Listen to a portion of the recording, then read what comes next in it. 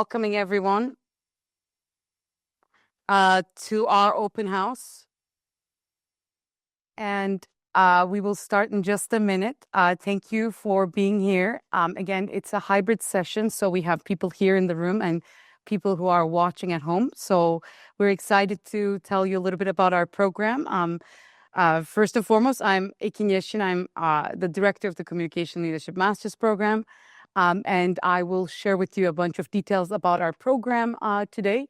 Again, because our session is hybrid, we'll have kind of an experience for those who are here in person, and then also for those who are online. So the online and in-person component today will be about 50 minutes, where we're going to share information about the program and open up the questions both online and in person. So if you're watching online, feel free to share questions in the chat. We have a number of people who are monitoring the chat. And for those of you who are here, please ask us questions. We'll include perspectives from me. I'll share a bit about our program and where we're at, as well as from our students too, who will share a bit about their experiences in the program.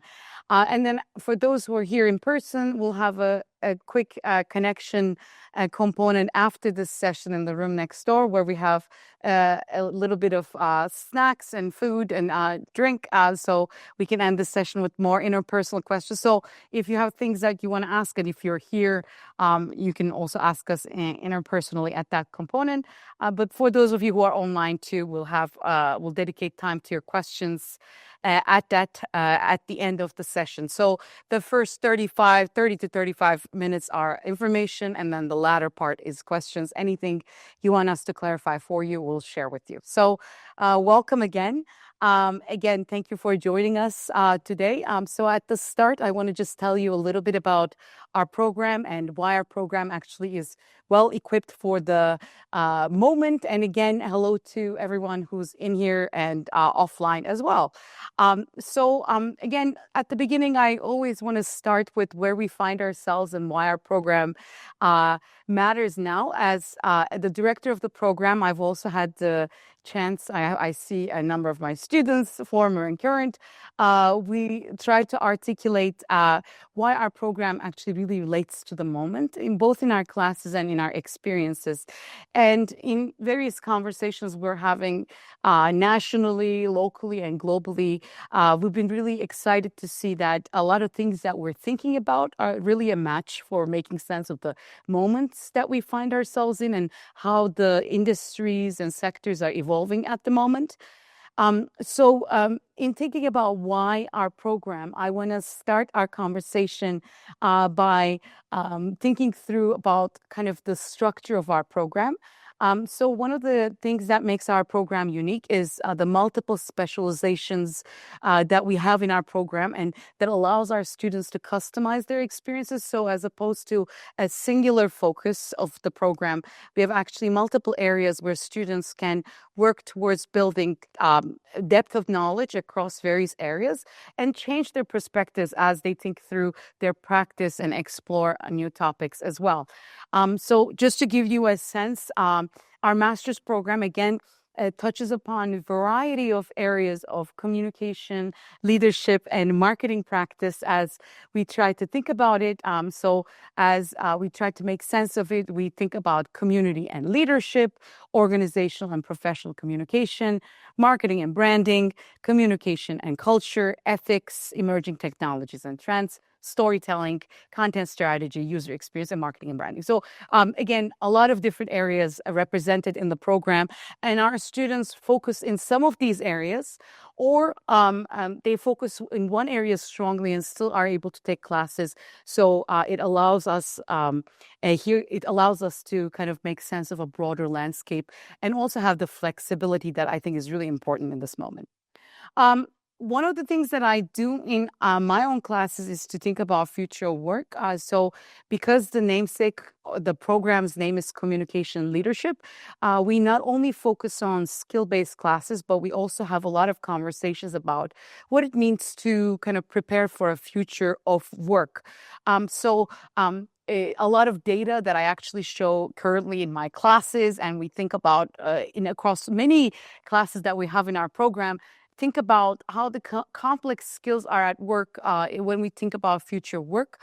So being aware of just skills and thinking about doing things is not enough. So the report in the middle is something that really informs my teaching.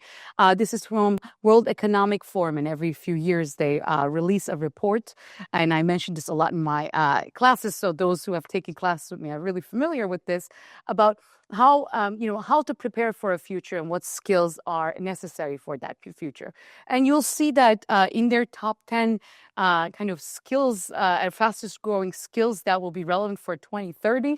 Indeed, they have areas like AI and big data, and networks and cybersecurity and technological literacy. But you also see that such skills are coupled with key skills that we also hone in this program, like creative thinking, resilience, flexibility and agility, curiosity and lifelong learning, and leadership and social influence.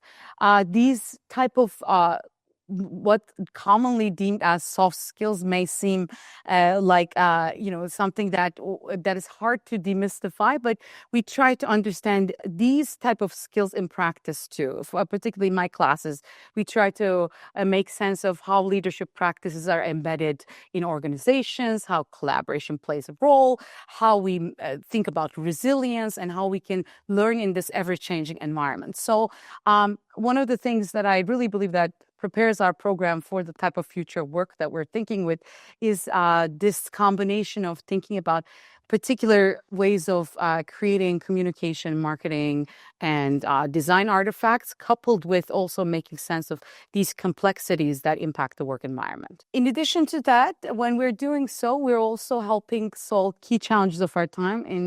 In person here, we have a number of our staff and students who are actually engaged in our consulting initiative, where we do applied learning, where students pair with organizations in local and national contexts, and think about how to serve them and put our learning into practice. And when doing so, and across our classes too, students are thinking about what are the key issues of our time and how to make sense of it. So from building and sustaining communities online and offline, which I think really matter today, to, as I mentioned just a minute ago, thinking about leadership practices for what type of leadership practices would prepare us for future work, to thinking about building authentic and purpose-driven campaigns. We're thinking about things that are really happening out there in the world, right? So in addition to that, of course, thinking a lot about how to prepare AI-ready workplaces, how to incorporate AI into communication, marketing, and design workflows. And also on top of that, thinking about how to design meaningful experiences through technologies and through relationships, which is kind of the interesting combination of our program. When doing so, of course, at any given time, I think this is true for all of us at this moment, we are making sense of all of this content through an environment where there are a lot of different crises and changes that are occurring. So our program really adapts and responds to these changes, and we try to incorporate this into our curriculum. We also try to prepare you to lead with emerging technologies and try to give you ethical insights to use them responsibly. That is something that we really take into heart. Last week in my class, we were talking a lot about technological literacy as it relates to AI. But of course, just adoption of tools and embracing of tools is not sufficient to make sense of the complexity. So we really try to expose students who are going to work with all these technologies and novelties to be ethical users and ethical adapters of these technologies across workplaces. So, for example, last week, we indeed had a lot of interesting conversations of AI. This is a photo from my class session. We've been, for example, for the past year through one of our advisory board members, Elaine Cheng, who's at Microsoft communications team, thinking about how to adapt AI into communication teams' workflows. So they're doing that already at Microsoft. And Elaine actually have brought examples from her team at Microsoft and shared it with our students. But to add that kind of critical level, now, for example, Elaine is directly engaging with our students via a LinkedIn prompt. All of you are welcome to her prompt too, to kind of test out tools and think about how these tools relate to actual practice. And she's inviting critical engagement, and actually for people to say, hey, this actually is helpful in this way, or I don't actually want to use it in this context. We are very much thinking about tools like AI tools in the context of literacy, AI literacy, versus just adoption of these tools. So we try to give our students a lot of space and opportunity for experimentation with these tools, so that they can make educated decisions about how to make sense of what tools apply to what context, and what are thoughtful ways of evolving with these contexts, or what does it even mean to be AI skilled or AI ready in this moment. So just wanted to give you this example fresh from my class. We are, again, as a program, thinking about this for a number of years, and we've been engaging with a number of different organizations, Shanghai thinking nationally and globally. So we have been recognized, and we're a part of a global university. Some of you may be already familiar with University of Washington. University of Washington is, of course, one of the best global universities, and we try to leverage resources of that university by giving students access to various different events and learning groups and opportunities, career resources. So those are all accessible to students as it's offered by our university. But our program in and of itself also has a lot of opportunities that make it unique, and has been recognized for the type of creative, community-driven, and responsive curriculum that we have created for our learners. And our program, actually, I should start by saying that is not a new program, has been around for now over 25 years. So we've had a 25 cycle of students, 25 different cohorts of students who have graduated, or 23 of them actually, right, who have graduated for the past over 2 decades, and have been thinking in the industry. So we take their learning and experiences into heart too. So we've been evolving with this university, but our evolution is not new. So those are some kind of common reasons why our program, I think, is unique at this moment. Again, it's a very responsive and thoughtful community, and we have, again, practitioners and faculty. I think our Associate Director, Gretchen Ludwig, will tell you a little bit about our classes. Really prepare us for the moment. But before we dive into it, I think one of the most unique elements also of our program is the community it cultivates. Again, you will see today, for those of you who are here, we have really eager students who are happy to meet with you and answer your questions one-on-one. But beyond, also, when people graduate too, we see so much engagement with our alumni, with our faculty, and there are so many different ways in which our community can get together. So just to give you a sense, again, we have a really strong bond between our students, staff, alumni, and faculty, and we cultivate and really intentionally try to connect you. So this is not a graduate program where you would just take classes and leave, but we try to engage our students with the campus life. I know some of our students who share their insights in just a minute do so. They engage with the campus life, but they engage with each other.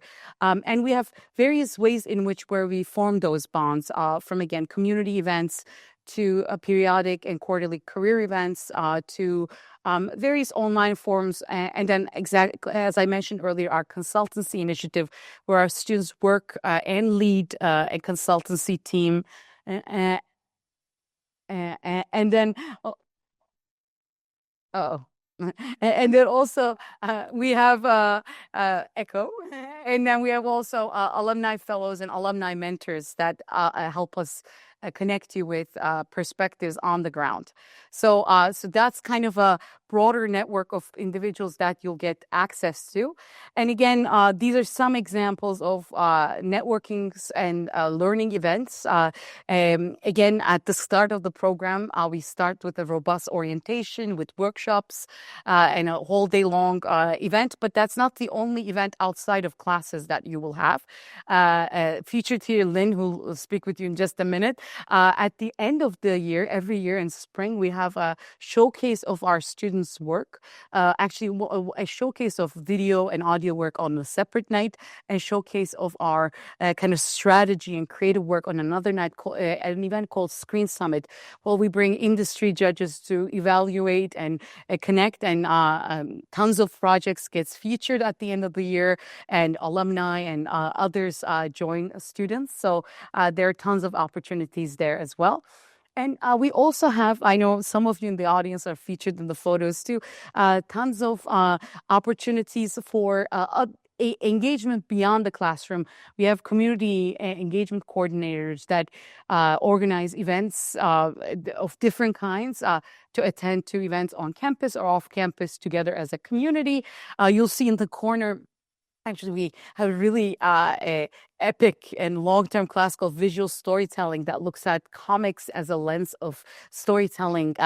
And the instructor there, Rob Salkowitz, who taught in this program for almost 2 decades, have invited and have given his students that partook in that class passes to Comic-Con, where he's a featured speaker every year. So they all met up, and I think this was in San Diego when they all went there and participated at that event. So there's a lot of also engagement with faculty too outside of events. And as you get ready to join the program too, we try to organize events to include you in different gatherings. Again, these are some other events that you're seeing. Also, I'd like to mention that we have quarterly social events, although in autumn we have 2, and they're career events where we bring together panels of professionals. Students get to network with them. We also have events, online events. Here in the corner is our graduate, Thomas, who now is a senior product marketing manager at Microsoft. This past October, we brought together a panel of product professionals who lead different roles in different product teams. And one of them was our alumni. So we had a kind of a networking component afterwards where you see many of our students gathered around them. And again, on the left too is from a career session at the orientation, but we run multiple career networking events. And we also have career consultants that run quarterly events that everyone's welcome to join. So that's just a little bit about the why, and also a little bit about the kind of nature of our community. But I'm going to turn it over to our Associate Director, Gretchen Ludwig, to give us a little bit of information about our classes and curriculum. Most of our classes, all of them, except for our core class, are small classes. They're anywhere between 6 on the very low end up to 30 on the high end for more popular classes.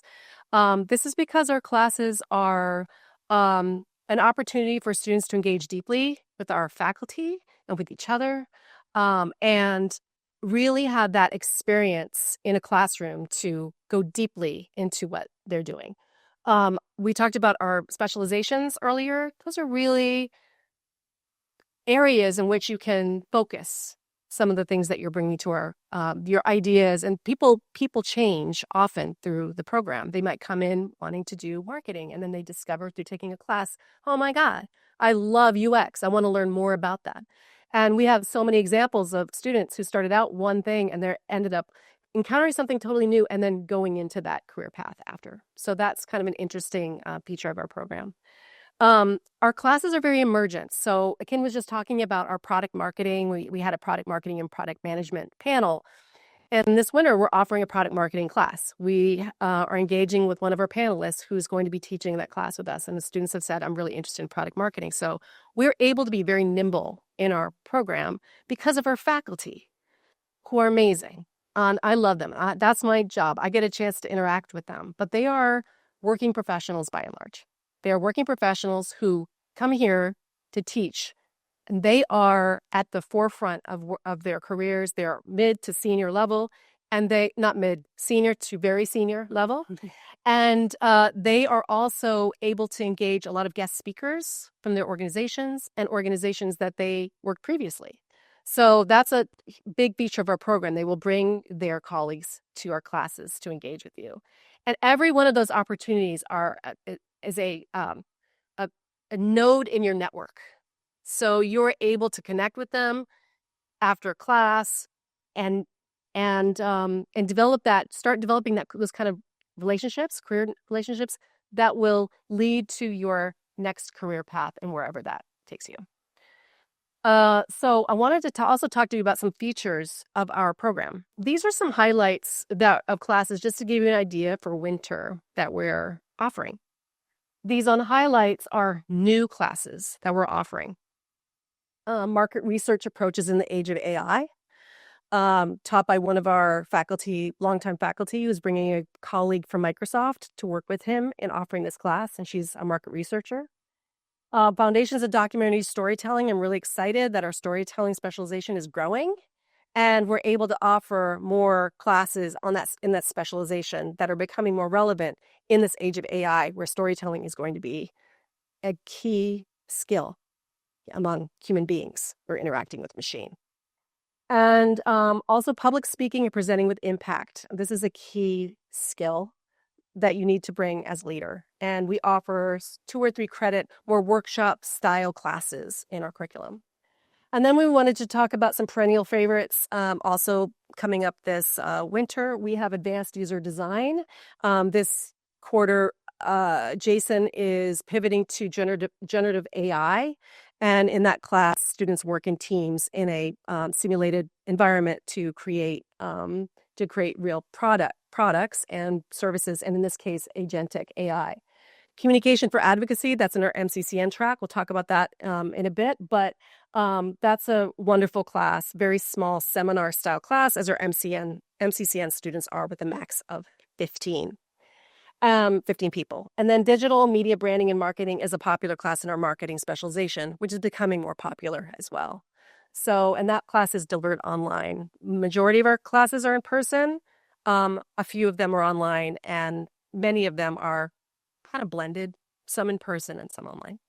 So the last thing I want to talk about is our another feature of our classes, which incorporate client projects.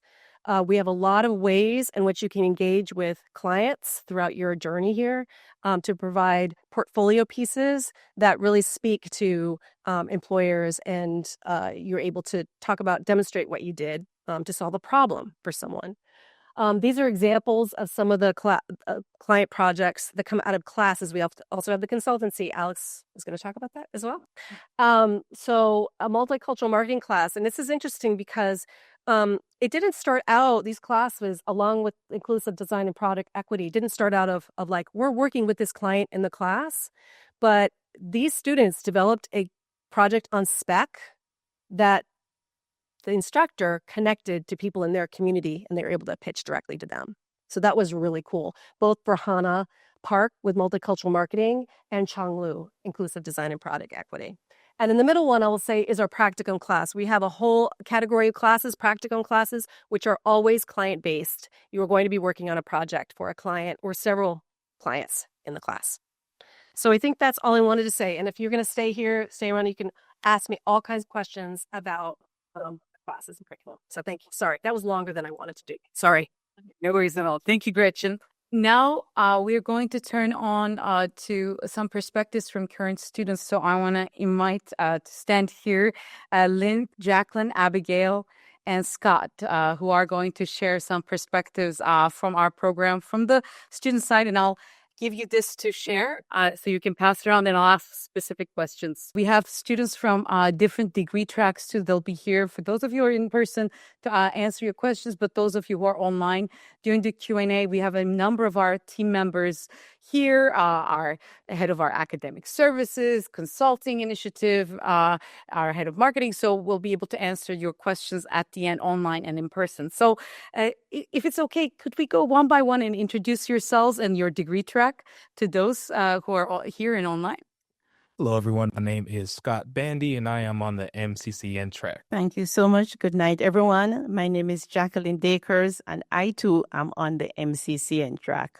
Hi everyone. My name is Ling. I'm in cohort 24 and I'm also in track MCDM. Hi, everyone. My name is Abigail Salmon, and I am in the MCCL track. Well, great to have you all. Again, I'm going to ask them each a question, and then I'll ask a question for all of you that to answer briefly. But please feel free to submit questions online, and those of you who are here, feel free to ask us questions at the end too. So note down things that resonate with you.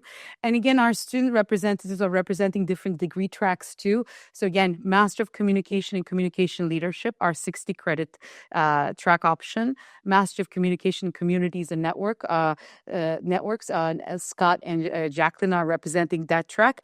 Abigail, I'm sorry, last but not least, our original degree, Master of Communication in Digital Media, Lynn is in that track. So I'll start with, because you have the microphone, Abigail, a question with you.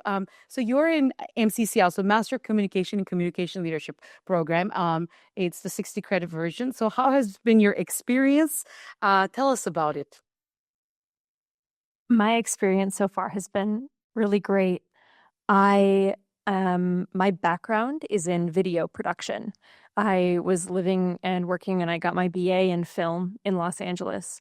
And so my goal in grad school is to transition my career out of production and towards marketing strategy, digital media communication strategy. So rather than being on the making side, being on the deciding what gets made side of things.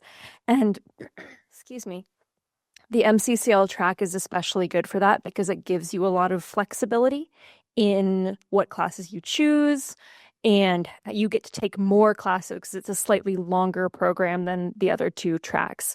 That's been especially good for me because it allows me to explore more things, get to learn about the creative side of things as well as the strategy side of things. And overall, it's been like educationally a really good fit. It's also a very engaging program. There's a lot of opportunities for people to get involved, to meet other students, to meet alumni, meet faculty. You know, it's a big community, but it feels small. And you have a lot of opportunities to form your own, you know, community within the larger CommLead group. So it's been really good. Thank you so much. And just for note, Abigail just started the program. So thank you for sharing those insights. I really appreciate it. And since next to you is Lynn, I'll ask, Lynn is a second year student. So sadly, she's soon to graduate. I can't even believe that. So Lynn, can you tell us how has the program contributed to your career journey so far? Yes. So thank you for your questions again. I am lucky enough to participate with CommLead, not only on the student side, but also I serve as an event coordinator for the programs. So I got my positions as an event coordinator in the second quarter. So I spent my first quarter just mingling around, getting familiar with the class, the professor, and the staff. So I remember that I registered for a class in my first quarter that's called Crisis Communication. It's not related to the event coordinating that I'm in right now, but the class taught me how to manage like multiple tasks during the same time, how to critical thinking, how to solve problems on the spot. So which is very important when it comes to my positions right now.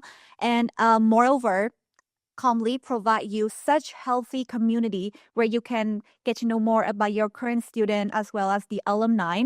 So I remember in the first quarter, I reached out to one of the alumni who is doing the job that I'm doing right now, asking for her experience. And to my surprise, she agreed. She agreed and willingly to share her experience as well. So I got to know more about the positions, not only to read the job description, but also to learn from the real perspective. And that is how I stand out in the interview process. So my answer is pretty long, but long story short, CommLead provide you a very knowledgeable knowledge as well as the real world experience. And that is how I got into the positions I'm in right now. Great. Thank you. Thank you so much, Lynn. Jacqueline, the next question is for you. Again, Jacqueline also is in her second year of the program, so you have more experiences of completing projects. I know Gretchen was talking about some of those projects. Jacqueline also is the volunteer coordinator of our consulting initiative. So a lot of our students take leadership and work in the program. These are paid opportunities. So Jacqueline, from both perspectives, from the consulting perspective, from your classes, can you share a couple interesting projects you completed so far in the past year and a half? Thank you so much for that question. So I've done so many interesting projects. One of them that is top of mind because I recently completed it has to do with the consultancy. And the consultancy is a program where students are matched with clients to help them solve real communication problems. It's a win-win situation because students like myself get to apply what we learn in the classroom and make real impact in the community. So for this project, it was about redesigning the volunteer experience. And what I did was that I used data analysis. So I got data from our volunteer feedback form, analyzed it to see what the trends were. So I got a picture of what all the things that were going right, and there were many, and some of the areas that we could improve on, especially around communication. And so, armed with that information, I use a user-centered and design thinking approach to map the user journey, the volunteer journey from starting to onboarding. Ideated, prototyped, and one of the things that came out of that project was a volunteer toolkit. And that toolkit is like a resource hub where there are templates, guides, frequently asked questions, just about anything that the volunteer would need from the start to the end of their project. And what I especially love was I got the chance to create a chat bot powered by AI. So for volunteers who wanted to interact in a very different way. Some elements of that has been currently rolled out, in the toolkit. So we have like work plans, structured offboarding meeting, WhatsApp volunteer group. And of course, in the next 2 weeks, we're having a volunteer potluck get together. Yes, we are. No, one of the things that that really I loved about this project is that I got the opportunity to pull together what I was learning in so many other different classes into this project. And I also got the opportunity to see how design thinking can help us create blend structure with empathy in a way that individuals can feel seen and supported. And my other project, which I really have to mention, because this came out of my professional long form writing class, and it's a 2,000 words plus essay on the neuroscience of change and adaptation. And so the focus of it was how our brain is wired for us to resist change. But at the very same time, our brain is also wired for us to adapt. And once we understand that, we can design systems that encourage and enable individuals to learn and grow. I could go on, but thank you. So thank you so much, Jacqueline. And again, there's a lot, and you can engage and ask us more about this. And we have some of this work also on our website as well. Scott, I want to ask you, so you just started the program not so long ago. What's been a highlight so far in the past 8 weeks? Yes, as you mentioned, I just started the program. This is, I like to say, like my third day out here. But one of the highlights of the MCCN so far has been able to connect with my fellow peers and connect with faculty as well. Being outside of the classroom, either going to get food, just connecting with them. We have a large international student population, so being able to share my culture with other students who might not have been able to experience that up until this point, and also getting their cultural experience coming from different international places has been such an amazing time, and a lot of room for growth and change, as Jacqueline mentioned. Also connecting with faculty and just faculty that I'm not even taking classes in, just being able to get in front of them so they know my face, I know their face, and being able to see different perspectives that they bring, able to talk me along my journey. when I describe what I want to do for my career, and having them have different perspectives that I might not even think about has been amazing. And it's just been a very welcoming experience of being able to ask questions, being able to go in front of people and having people be willing to answer those questions and be excited to answer those questions for you has been just an amazing experience. I think our students are a testament to kind of the best of our work because they are the best of our program. So that's already evident in the panel. So last but not least, and I may ask you all to answer some questions when our audiences ask questions too. In one sentence, very briefly, how did you make the decision to come to this program amongst other options? What impacted your decision? The flexibility, I was deciding between a university that was very, it would be journalism focused or political campaign focused. And this program allowed there to be a lot of flexibilities where if I did want to focus on stuff like that, that'd be an option, but also a wide range of different opportunities that this program allowed that other ones didn't. Thank you. What about you, Jacqueline? You said one sentence, so I'm going to try to cram a lot in one sentence. Well, Short form writing. well, I was attracted to this program by the strong storytelling component, but I was pulled in by the community which I could be a part of. And I stayed because when I heard that there was a consultancy program, I was in. And I don't think I could have articulated it back then, but I think what I was looking for, and I found it, is a place that not only catered to my professional growth, but also to my well-being and cater to me as a whole person. And this is what this program has done. Thank you, Jacqueline.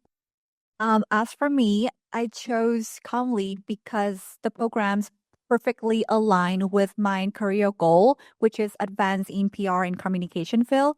And these programs offer practical learning, supportive community, and industry connection. A really significant part of the reason why I chose ComLead is because I could tell from the beginning that the program is very focused on preparing students for the future, not only like the future of work in the world, but like their own personal futures, their individual career paths. And that kind of preparedness and like forward thinking is something that I value, not only in my career, but in my personal life. So I thought it was a really good fit for that reason.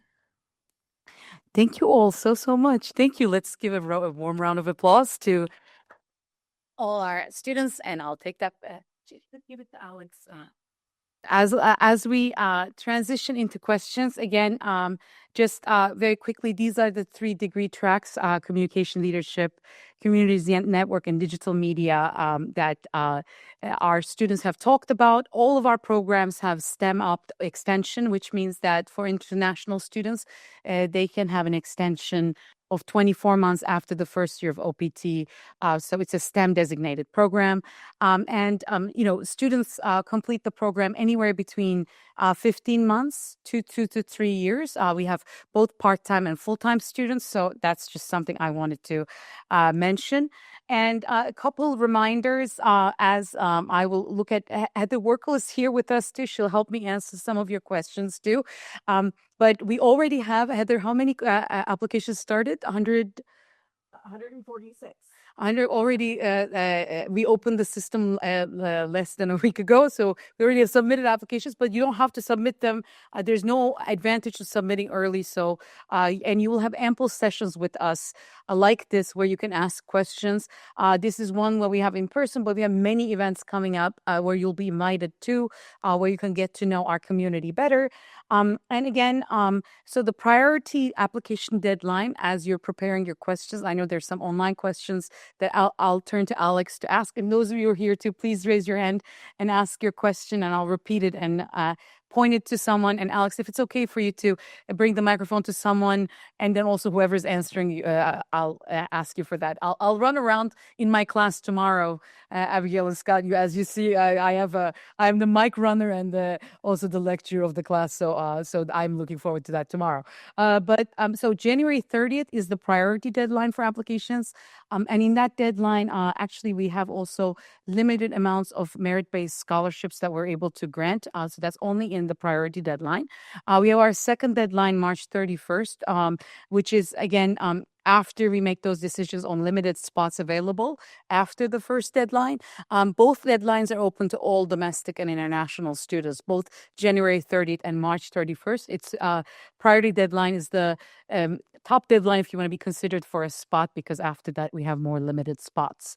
And then April 20th is the deadline for admitted students to accept or decline their offers for the second deadline. So that's just a quick review of the process that's coming up as you're figuring out what comes next. So January 30th is when your destination is, and make sure that if you have test scores, relevant English test scores, make sure to complete them no later than January 30th. And then if you're applying, make sure to designate your recommenders and give them ample time to complete that. So without further ado, I want to start the Q&A process, if that's okay. For those of you in the room, start thinking about your questions. Alex, I know we have a couple questions online, and then maybe I'll decide or you can decide who can answer it better. Yeah. Okay, thank you very much. So the first question we have for online from Mia is, do you think this program is suitable for somebody straight out of undergrad? Oh, great. Definitely. Is there? We have some students in the room too. Scott, do you want to maybe answer that question? Great. And I must say, we have a number of students. We have both as a fact of attendance. But Scott, what's your perspective? I would say it's perfect for coming straight out of undergrad. I'm coming from HBCU in Daytona Beach, and my major was communications throughout. So transitioning directly to communication leadership and getting a different angle and different perspective of communication was perfect and aligned perfectly with coming straight out of undergrad. Great. Logan, do you want to answer too? Sit down, relax. And we have for those of you online, Logan. Hello, Logan, one of our student ambassadors who you'll see probably in upcoming Q&A sessions too. Logan, how was your experience? I came straight from Utah, and I've loved it. It's opened up my network vastly, so I've been able to connect with way more people and be able to combine both my networks from my undergrad and my master's, and to really leverage before I really start my career. I'm working part-time, but I'm still being able to really try to set myself up best, and I feel like it's working pretty well. Great. Thank you.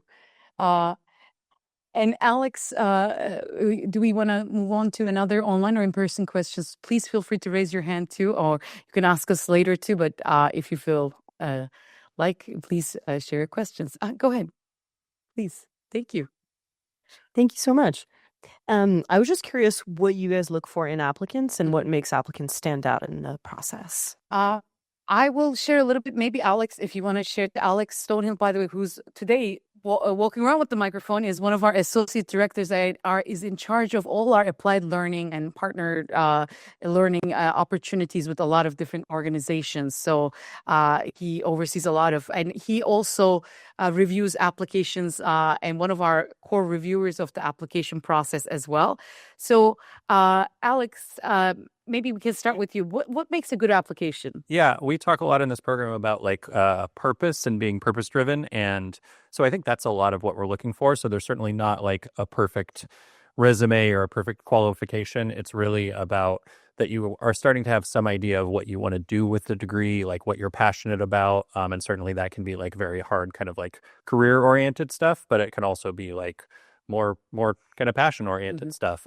So applicants who know how to kind of start to tell that story and have clearly like looked closely enough at our program to identify that it's like the right next step for them. So you kind of heard folks here alluding to how they're, partway through that journey. You don't know when you're applying exactly, but starting to think about some of that and starting to like articulate what your goals are and how we sort of fit in, because that's our goal, is to enable you to succeed and to do what you want to do. Exactly. Very quickly adding on to that, there's not one type of application. I think one of the most that one vibe aspect that I wish I put in here that I didn't is it's one of the rare programs where people are coming from all walks of life and with different experiences and with different interests in across sectors. Right, that's very rare.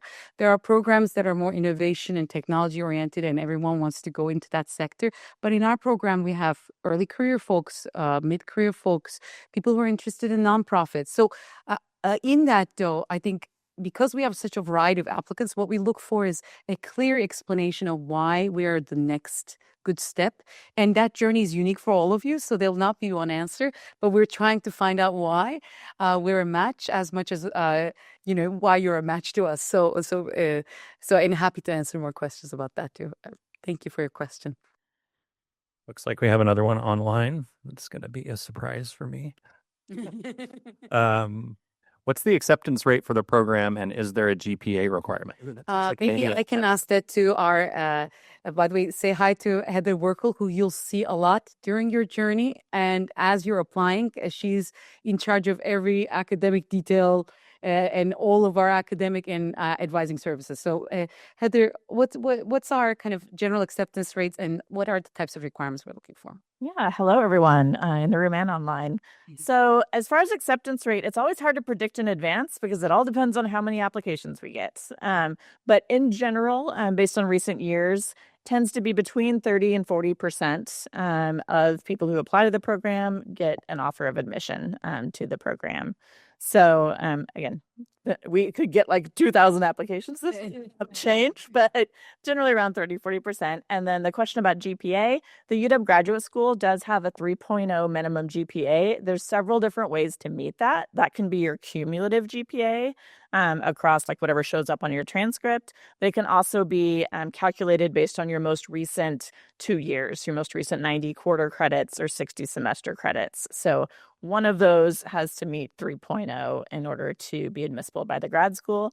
That said, if you are just below that, we do have the option to petition for an exception to that requirement. And we have several petitions every year that we submit for outstanding applicants who maybe you finished your degree 15 years ago and your GPA then doesn't really represent what you're going to be able to do in grad school now. So we can petition if it's lower than that. So don't hesitate to apply. If you're like, oh, I only have a 2.8, we still want to see your application. A couple other numbers questions while you're up there, Heather. Which are just how many students do we expect to have for fall coming in fall of 2026, and what's the mix between the tracks, like between the degree? I can briefly answer that. We anticipate and try to have a cohort of our current cohort is our largest cohort, and we have about 149 students. But normally we try to keep our cohorts about 115 to 130 students every year. So that's the general size of the program. But as Gretchen shared, we offer so many classes that it's very still a small program feel despite the size. We have different sizes because each program is designed differently. So our MCDM program is our largest. There's usually about 80 to 90 students in that program. Our MCCL, so Master of Communication and Communication Leadership, have anywhere between 25 to 35 students. That program has a capstone requirement. So we again try to restrict the size so that we can give more ground feedback. Our smallest program is MCCM, but that's intentional.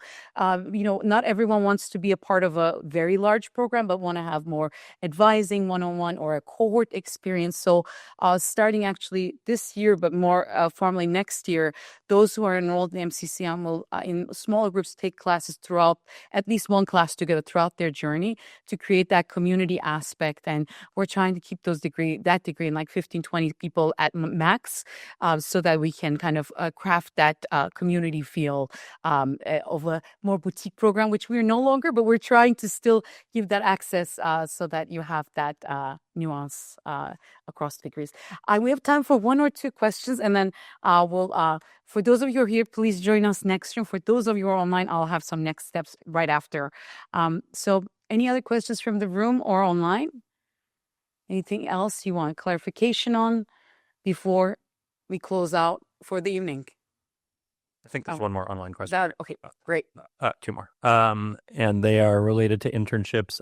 Do we offer any internship opportunities? And approximately how many students get to do summer internships in 2025? What are the typical positions like? Alex, do you want to start a little bit about that, and then I'll continue. I can do the first one. Okay. Yeah, so you've heard Jackie and others talk about the consultancy program. So that is not exactly an internship program, but it's a program where we're pairing students with real world clients to do projects out in the world, applying the skills that they're learning. Typically, those projects are about a quarter long duration. And some of them are paid and some of them are volunteer. So those function in some ways like internships. That is an application process that we run ourselves internally. And then for MCCL students, there's actually an internship requirement that is paired with a class that is becoming more supportive and kind of robust for supporting your internship opportunity. Those happen all year round, so not strictly in the summer. In terms of summer internship percentages, I know that's something that's more and more sought after, kind of, but it's kind of hard to. Yeah, Okay. exactly. And there are multiple different options. And I would say that also you will see from our first and second year students, if people want to do internships or consulting opportunities, that's like on a rolling basis because you're in graduate school. So indeed, if people want to dedicate their summer to an internship, that's a possibility. To a consulting client, by the way, which is exactly working with one-on-one, often paid with for an organization, that's also available throughout the year, as well as again, for example, right now we have 30 or 40 students enrolled in, I think, in our internship class. So we're in fall. So I just wanted to share that internships happen throughout the program, as well as students. Like UW is a huge entity, so students are also in various roles on campus, doing exactly what we teach. We have many students who's doing social media management, marketing, from their very first quarter because on-campus jobs are eligible for both domestic and international students. So varied throughout the year. Yeah, and speaking more broadly about applied learning opportunities in general, there's an email that goes out every Monday that includes like a robust array of both like job career opportunities, but also opportunities for current students to either work on campus, like Akin's talking about, internship listings, all sorts of stuff. Khan, who's out in the hallway, is currently the student in charge of curating that Monday email. So it's something we take very seriously and has a lot of value for our students. Exactly. And then we have a customized career fair too. That's true. That happens every spring, every winter, late winter, I think, right? The early spring. It's like April to March. I think this year maybe March, but regardless, so where we actually couple our students with organizations one-on-one, and it's only our students. So there are tons of opportunities. And again, we are here to make sure that all our students succeed. I'm tonight excited to catch up with some of my current students, some of my past students. And what we're going to do next for those of you who are here is we're going to just mingle in the next room and just catch up. So if you have any questions, please join us and ask us interpersonally, where we'll all be there. There's some beverages and snacks next room at 126. So please join us. And I know some students currently we have a couple classes running may come down and say hi to you too. So make this an opportunity to connect. Those of you who are online, I think we'll share with you the slides afterwards, but you can reach out to us. We run multiple Q&A sessions for those of you who are here or online throughout the year until the application cycles are over. So feel free to attend those too if you have further questions as you craft your applications and try to make sense of what's coming next. Thank you for joining us, and thank you again for considering our program. Again, for those of you who are here, please join us in the next room. And thank you for those who joined online, and we'll share with all of you the recording as well, so you can have an access to what we discussed today. And feel free to reach out to all of us. All our emails are on our website. So feel free to reach anyone you met, Gretchen, Alex, Heather, and myself from our staff. But Liao is outside. Liao Zhao, who's our head of outreach too, and Matthew Joseph, who's our head of marketing, is here too. So please reach out to us. We're happy to answer all your questions. And thank you again.